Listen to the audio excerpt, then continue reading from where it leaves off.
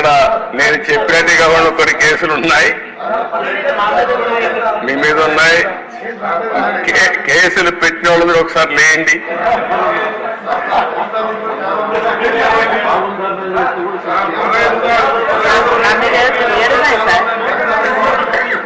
చూసారా దేశ 7 కేసులున్నాయి. అంటే రాజకీయ పోరాటం చేసిన వాళ్ళందరిపైన కేసులు పెట్టారు. అంటే ఇంకెప్పటికీ బయట రాకూడదు అనుకున్నారు, కానీ నేరుగా ప్రజలు ఆలోచించి అసెంబ్లీ పంపించారు అధ్యక్ష అందరినీ. మెజారిటీ మీరు చూశారు. ఆనాటి పాలనలో మనందరూ బాధితులే అసెంబ్లీ నుండి అందరూ. Thank you.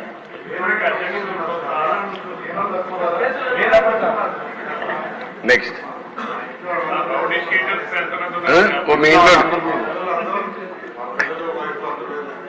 నారాయణ గారు చెప్పినట్టు ఇది నేను చెప్పింది వాళ్ళ పేర్లే ఎక్కువ టైం అవుతుంది చెప్పలేకపోయాను, కానీ ఇంట్లో ఉంటే మన పెళ్ళిళ్ళు పిలిచేవాళ్ళం కుటుంబ సమేతంగా. ఇప్పుడు కుటుంబ పరివారం అందరిపైన కేసులు పెట్టారు. సపరివారం అందరి మీద ఒకరిద్దరు కాకుండా అందరిపైన కేసులు. అంటే ఏ విధంగా హెరాస్ చేశారు. ఈ రాష్ట్రంలో ఎవ్వరు వ్యాపారాలు చేయడానికి వీల్లేదు, ఎవరు బయట రావడానికి వీల్లేదు, ఎవరు మాట్లాడడానికి వీల్లేదు. ఒకవేళ మీరు ఆస్తులుంటే ఆస్తుల్లో కూడా వాటా ఇమ్మంటే ఇవ్వాల్సిందే. ఇలాంటి భయంకరమైన పరిస్థితులు. నారాయణ గారు అయితే కూతుర్లు పెట్టారు, వాళ్ళ మిస్సెస్ పేరు పెట్టారు, అందరినీ వదిలిపెట్టలేదు.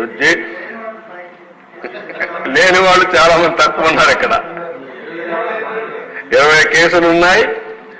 అల్లుణ్ణి, కూతుర్ని, భార్యని అందరినీ సిబిసిఐడి తీసుకొచ్చి ఎక్కడికక్కడ ఎంక్వైరీ మీద ఎంక్వైరీ ఎన్ని చేయాలని చేసే పరిస్థితికి వచ్చారు. ఇప్పుడే ఒక చంద్రమోహన్ రెడ్డి గారు చెప్తున్నారు, కేసులు లేని వాళ్ళు పుణ్యాత్ములు, వాళ్ళకు బోనస్ అది ఎవరున్నారు పైకి లేవు ఒకసారి చూపించడానికి. కేసులు లేని వాళ్ళు అదృష్టవంతుల వాళ్ళు. చూసారా దేశ కేసులు లేని వాళ్ళు వీళ్ళు మాత్రం మెజారిటీ బాధితులు.